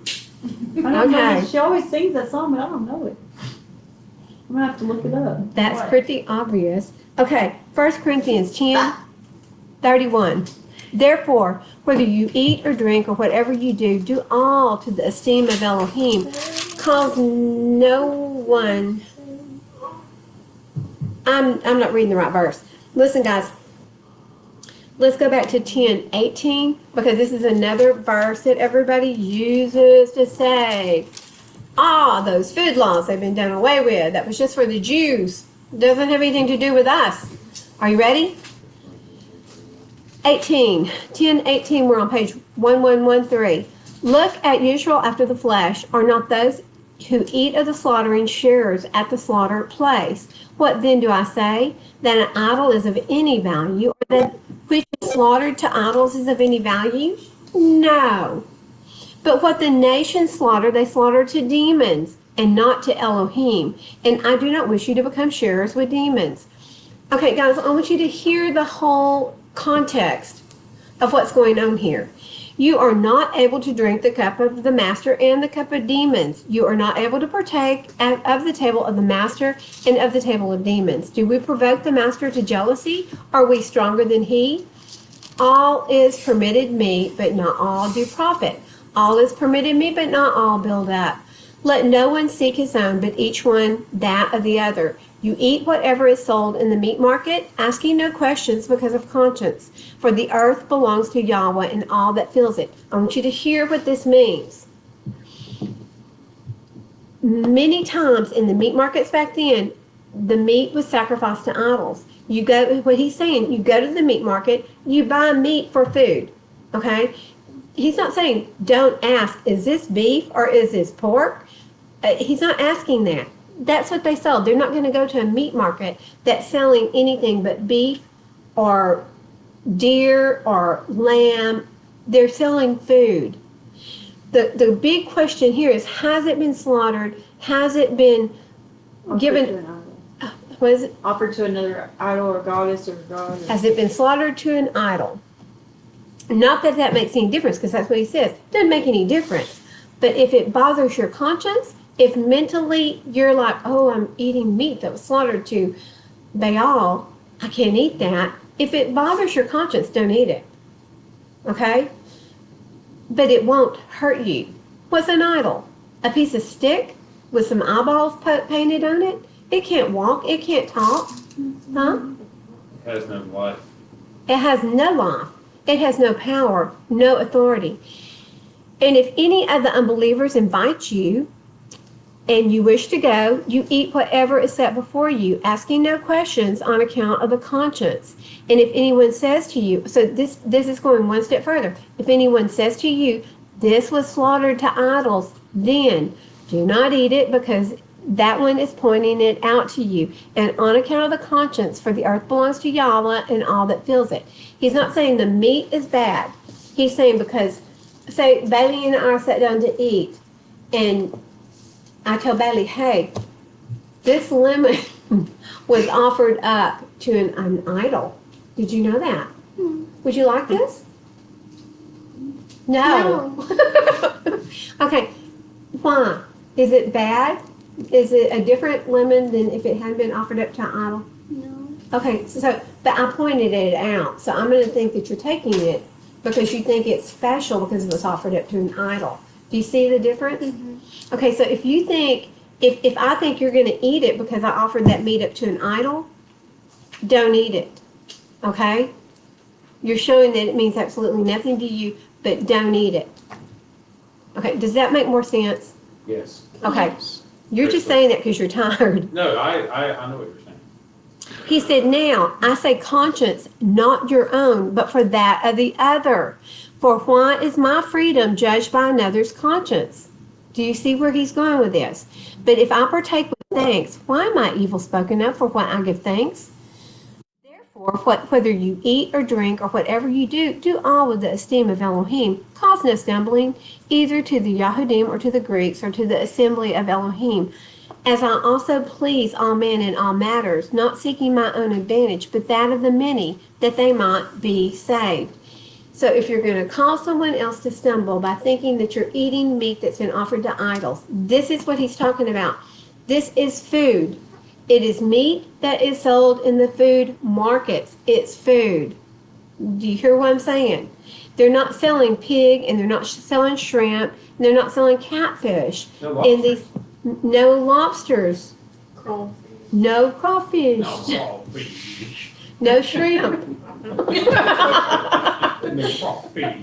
So, I remember my brother graduated high school, totally off subject. totally. But I gotta say this. Anyway, I went there, and my stepdad, he was cooking crawfish, and then some crawfish boil.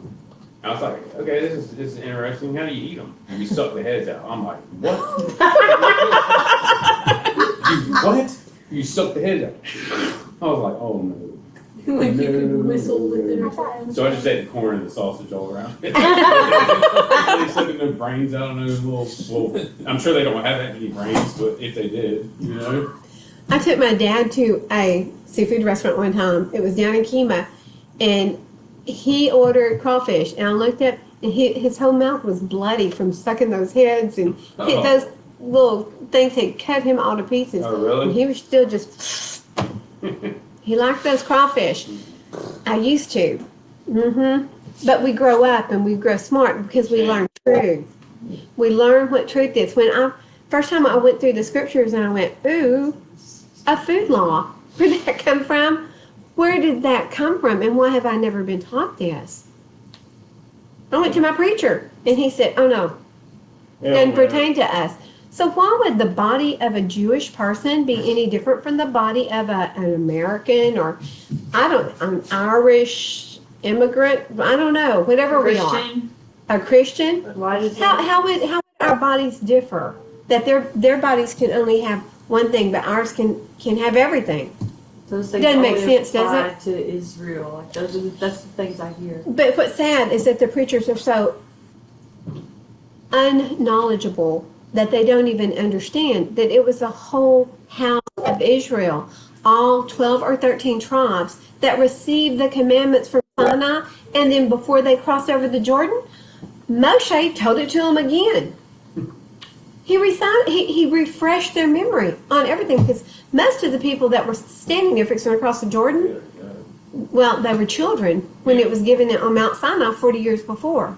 Because everyone over 20 years of age, except for who? Joshua And Caleb. and Caleb. So these were children at the time the law was given at first. They should have known it all from walking through the desert. But okay, I'm going to read 2 more verses. Well, maybe more than that. But does anybody have Jubilees? How about Maccabees? Let me get my... Uh-oh, that's not it. That's not it. This is it. I'm going to go... Guys, listen. Maccabee? Maccabee. Have y'all ever read the story of the Maccabees? I've heard Just parts some of of it. it read about the I want everyone to see how very important staying clean and set apart was. What time is it? I've been an hour and a half on this. 438. 1, and we're going to 41. I want you to hear when, and this is about the time of 300 BC.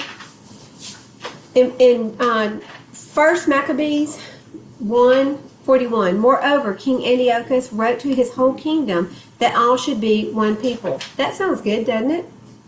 We should all be one. We should be a cod. We should be like one people. And everyone should leave his laws. That just changed things, didn't it? So everyone's going to be one. Everyone leaves the laws that you grew up with behind, so that all the heathen agree according to the commandment of the king. Yea, many also of Yasharel consented to his religion, and sacrificed unto idols, and profaned the Sabbath. So Antiochus got rid of all the old laws, all the laws that the people had grown up with, and changed it over to heathen laws.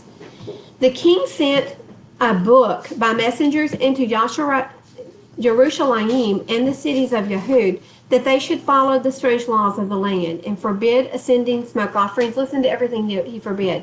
Ascending smoke offerings, sacrifice, drink offerings in the temple, that they should profane the Sabbath and the feast days, and they should pollute the sanctuary and the holy people.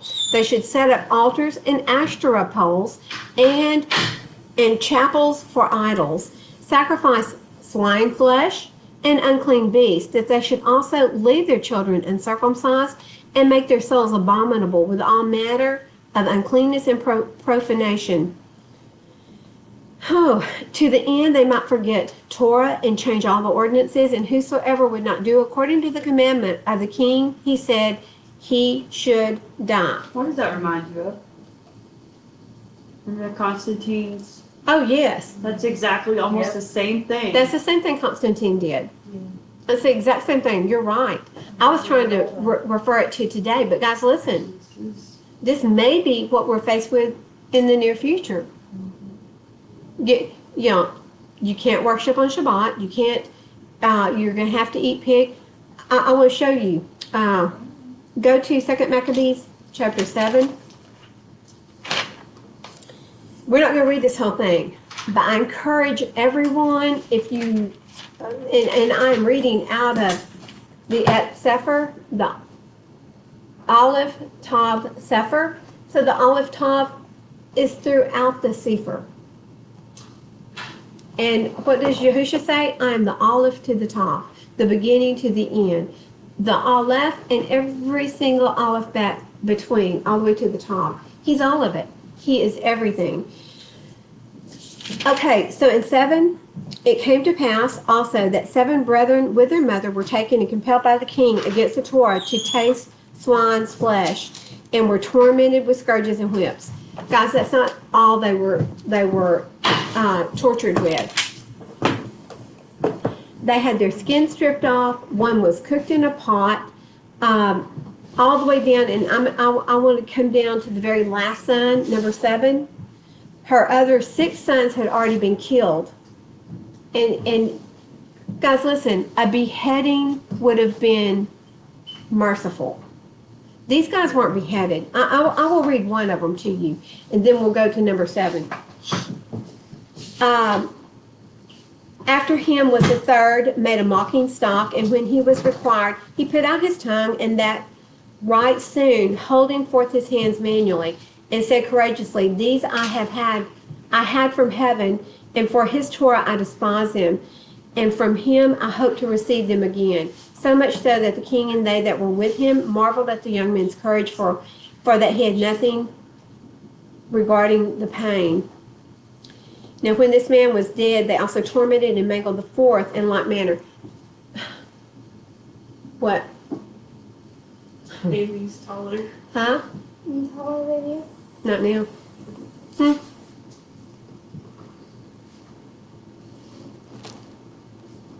Okay, I want to show you some of the really bad things that they did. No, we're not going to do that. I'm going to go to the number 7th, which was her youngest child. And this is what she said to him, guys. Well, I'm going to start in 27. She bowing herself toward him, laughing the cruel tyrant to scorn, spoke in her country language on this manner.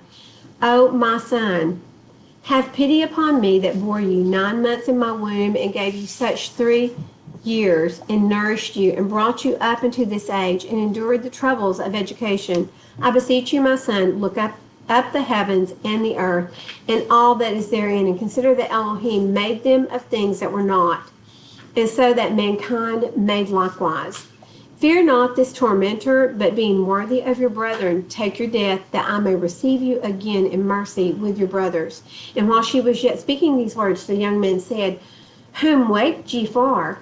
I will not obey the king's commandment, but I will obey the commandment of the Torah that was given unto my fathers by Moshe. And you that have been the author of all mischief against the Hebrew shall not escape the hands of Elohim, for we suffer because of our sins. And though the living Yahuah be angry with us a little while for our chastening and correction, yet shall he be at one again with his servants. But you, O godless man, and all other most wicked, be not lifted up without a cause, nor puffed up with certain hopes, lifting up your hand against the servants of Elohim, for you have not yet escaped the judgment of El Shaddai, who sees all things. For our brother, who now have suffered a short pain, are dead under Elohim's covenant of everlasting life, but you, through the judgment of Elohim, shall receive just punishment for your pride. But I, as my brother, offer up my body and life for the Torah of our fathers, beseeching Elohim that he would speedily be merciful unto our nation, and that you by torments and plagues may confess that he alone is Elohim. Do you hear what he's praying? He's praying for their salvation. Do you hear what this young man is praying? He's fixing to be brutally killed. And that in me and my brethren, the wrath of El Shaddai, which is justly brought upon our nation, may cease. And then the king, being enraged, handed him worse than all the rest, and took it grievously that he was mocked. So this man died undefiled, and put his whole trust in Yahuah. Last of all, after the sons, the mother died. Let this be enough now to have spoken concerning the idolatrous feast and the extreme torments. I want you to go back and read this chapter. I want you to read what was done to them. One of them was skinned. Can you imagine having the skin peeled from your body? You know, one of them had hot metal skewers go in their. Can you imagine watching your son? I can't, okay, so more than the men, and this was over pork. Mm. They are protesting eating swine. This is the punishment they took for holding and being clean for their Father in heaven. You think this wasn't important to them? And then look at these rebels with, like I said, pig grease running down their face. Well, I'm going to eat my pig. I'm going to eat my bacon. I'm going to get my hamburger and I'm going to have bacon smashed all over it. Do it. Go ahead. These men were willing to die torturously for what they knew was right and wrong. You think their reward was not feeling that kind of thing? I would hope so. I would hope so, but we don't know. I mean, we don't know what kind of pain they went through, what kind of pain, that kind of torment. One was cooked alive in a huge pan. Mm-hmm. Guys, we can't even imagine this.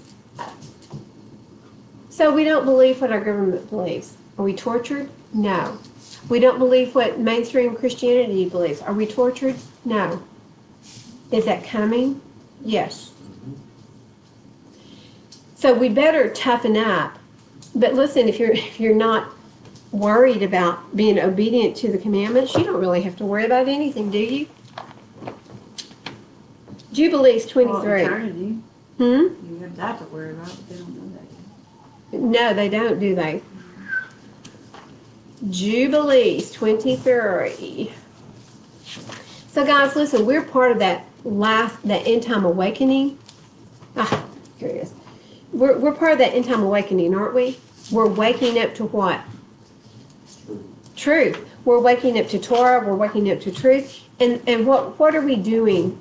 The only reason we're doing a live stream, because I'm going to tell you something, we have a whole lot more fun when we're off screen because we can laugh and talk and learn together. I have a lot more fun doing that. The reason we're doing live stream is to teach those who have not heard. And we pray every week that someone who has never heard truth will turn it on and will hear and understand and change. Jubilee 23:26. And in those days, the children shall begin to study the Torah and to seek the commandments and to return to the path of righteousness. And I'm looking out there and I'm seeing those children that are doing just that. Studying the Torah, returning to the commandments, returning to the path of righteousness, and the day shall begin to grow many and increase among those children of men till their days draw nigh to 1,000 years. This is millennial time, guys. But there's a time coming, and those who go into the millennial reign, the 1,000-year reign, the 7,000th year, they're going to be studying and learning and growing in the Torah. Not all of them. Those who are bad are going to continue to do bad, aren't they?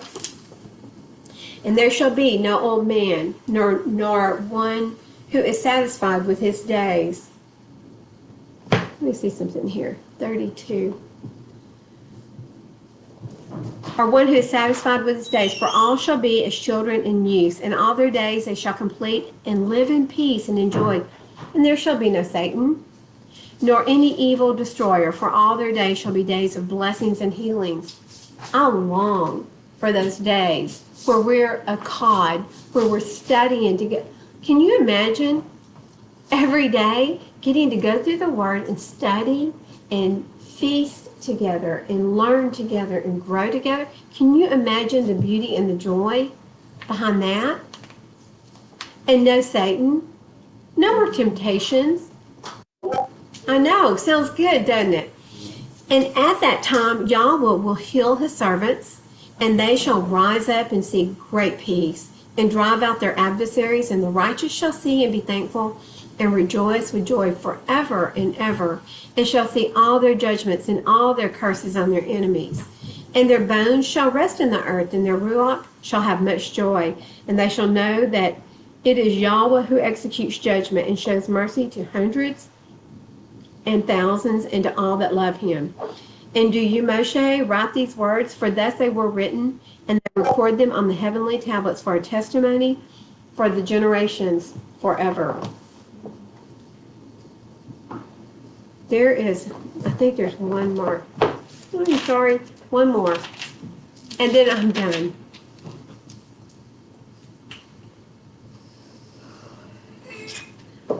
Well, I wrote in here another book, but I can't tell what I wrote. So, are y'all lucky or what? But guys, listen, going back to the commandment to eat food, or the instructions to eat food. Food has been defined in chapter 11, and that is all we're supposed to eat. What was our original menu? Seeds and berries and nuts, Apple. grass, fruit. So everything that the garden was producing, that was what our original diet was. We were vegetarians. And I've heard so many people talk about the fact that on that type of diet, you have, if you don't have an animal in you, that you can draw closer to Yah. Is that true? I don't know, because I'm a straight steak eater myself. Well, he did tell him to go eat the flowers in the field. He did. And you know what? That was in a form, a way of purging and fasting. That was a fasting and eating just what was there on the ground. And didn't Daniel do that? Daniel did a vegetable fast. Right, when he just ate Yes. things that grew instead of animals. Yes. Kind of interesting. But guys, we have got to do the things that Yah wants us to do in the way that Yah wants us to do it. There's no two ways about it. And we are coming up, I believe that tomorrow is going to be the first day of Abib. And we've been talking about the fact, everybody's so happy. It's the head of the year. So in Exodus, let me find that verse, because many of y'all think that this is first day of the year was in January. No. Was it? No. Wait, was it Nisan? Well, Nisan is a Babylonian name. So it's the first day of Nisan. It will be the first day of Nisan, but Nisan is from Babylon. How did y'all talk about his here we go. How did y'all name his months? First month, second month, it was real hard. Third month, fourth month, fifth month. Second day. First day, the second day. And he numbered them by jubilees. And if you go to the book of Jubilees, you see all the jubilees of all the months. So his was a very simple thing. When coming out of Babylon, they were like, oh, we got to have names. Let's name one Tammuz. How in the world did a Jewish tribe name a month after a god Tammuz? Huh? That was Ishtar's son. Okay, listen to this. In chapter 12 of Exodus, and Yahweh spoke to Moshe, and I'm in verse 1, and to Aharon in the land of Mitzrayim, saying, this new moon is the beginning of new moons for you. It is the first new moon of the year for you. And we can go back, so we need to go back to see exactly when this was.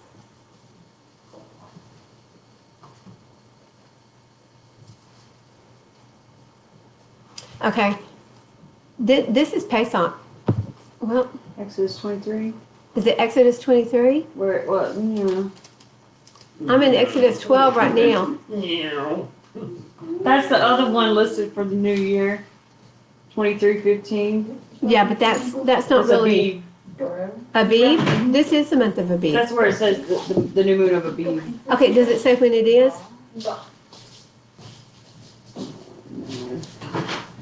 It just says around Passover. Okay, so around Pesach, and Pesach is in the month of Abib, which is the month of the barley harvest. We got Sirach.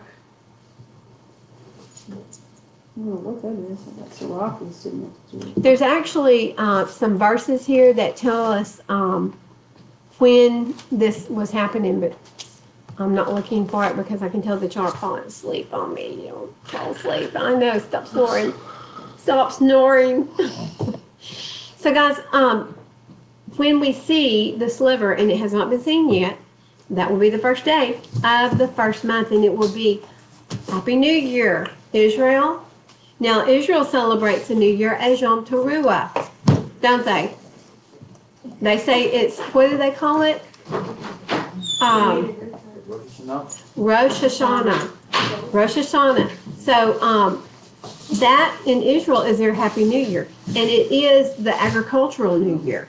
This is the spiritual New Year when we start the first month of, the first day of the first month. So Abib, the month of Abib, and that's the only book that, the only month that y'all will actually know. So guys, listen, food laws, they're still there. They're for everyone. They're supposed to be followed.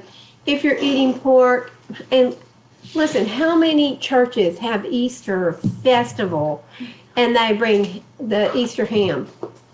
What an abomination. What an abomination. How far away from the word of Yah have we strayed? And they think that's good. And they take their ham and then they wrap it in bacon. And then with pineapple to entice us, and cherries. Dad wants some pineapple pizza. Oh. It makes me want I used to love Easter because of the ham.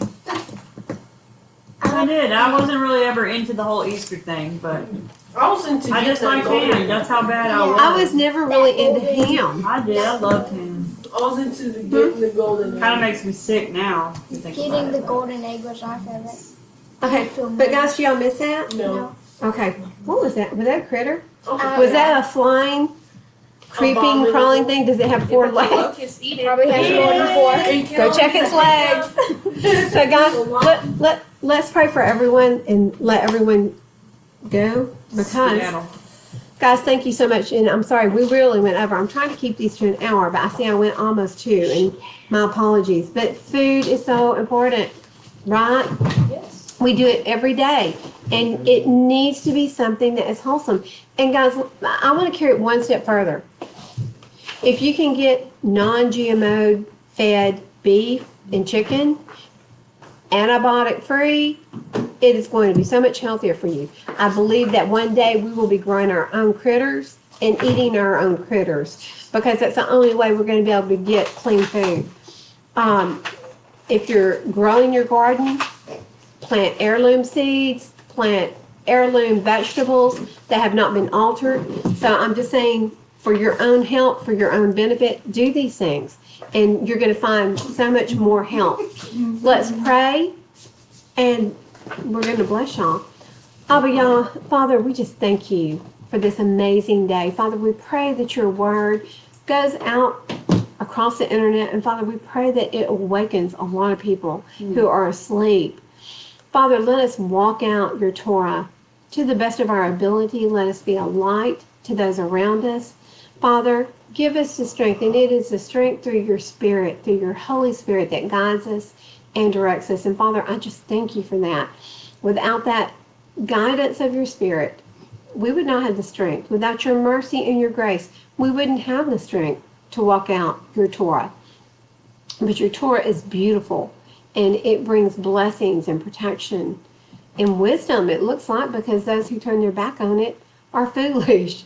So, Abba, I just thank you that you love us, that you love all of us, and that you desire that not even one of us be cast into the fires at the end of time. So, Father, we pray for our brothers and sisters. We pray for an awakening of those you have chosen, of those you are choosing to wake up. Father, if we walk into one of these people, alert us, stir us to stop and talk to them. Whatever it is, let us stop and talk to them. We don't know what you're going to have us say. Never do. You like to surprise us. But Father, we love you and we love your ways. We love everything about your Torah. We love the Sabbath. And Father, I just thank you for this beautiful day from sunset to sunset. It has just been precious. Though we come together and we study, we are so rested by the time we leave. And I just thank you and bless your holy name for this. Father, we pray for our live streamers every day. And I pray that you will stir all of the students in this class, all of my fellow students. We are all students of the Word. I pray that you will stir us all to continuously pray for the live streamers and for our friends and for our family. Father, I pray that we don't come into this kingdom just by ourselves holding hands. Father, I pray for my children. I pray for my husband. I pray for the families of all of the fellow students in this class, that their friends and their families will wake up. Father, I pray for our class over in Mahia. Father, I just pray that they are richly blessed. And Father, that they are growing in your word. I just pray that, Father. We love you. Again, we bless your holy name. In the precious name of Yahushua HaMashiach, we pray these things. Amen. Amen. All right. I do not know how, but Grant got on the floor during that prayer. But he was not on his face either. So, guys, listen, we want to thank you so much for joining us today. Hope that you were able to glean something from this teaching. And if you have any questions, please give us a call. Write us a message. Don't call us. Please don't call. Yeah, I don't answer the messenger calls. I just go, I don't know who's calling, and I don't answer it. So write us a message. We'll get back with you. Again, if you want a scriptures Bible, let's see how hard it's like. It's not that readable, but it's a scriptures. It's put out by the Institute for Scriptural Research. If you want one of those, messenger us. Don't put it on Facebook because everybody will see it and they'll have your address. But if you want one, send your address, your name to Valerie, and we'll get it to you. Valerie, she's so happy. Okay, we love you, and may Yahuah bless you and keep you. And today is Shabbat Shalom! Yay! Shalom. Shalom.